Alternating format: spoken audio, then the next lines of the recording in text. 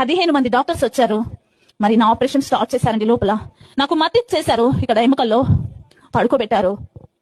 నాకు ఇంత పొట్ట ఉబ్బిపోయింది.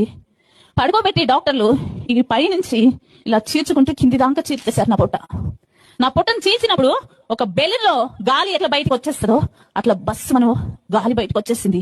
ఆ గాలి ఎట్లుందంటే చండాలమైన వాసన. ఆ వాసనను ఎవరు కూడా భరించలేనంత వాసన అనమాట. డాక్టర్స్ కూడా ఇలా ఓపెన్ చేసి దూరం వెళ్ళిపోయారండి. ఒక టబ్బు పెట్టారు కింద.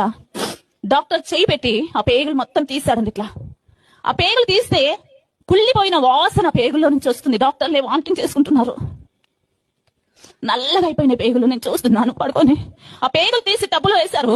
గ్లూకోజ్ బాటిల్, NS బాటిల్స్ ఉంటాయి కదా, ఆ బాటిల్స్ 100 బాటిల్స్ తీసుకొచ్చి కట్ చేసి బకెట్లలో పోసి మగ్గులతో నా కడుపులో పోసారండి.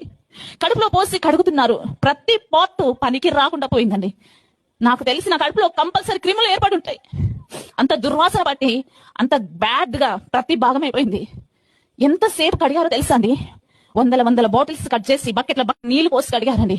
కడిగి ఆ పేగుల్ని కడిగి పనికిరాని పేగులన్నీ కట్ చేసేసి మళ్ళీ పేగులు జాయింట్ చేసి ప్రతి పార్ట్ ని క్లియర్ చేసి లోపల పెట్టి కుట్లేసి ఈ కడుపులో కుడి వైపున ఎడమ వైపున రంధ్రాలు పెట్టేసి పెద్ద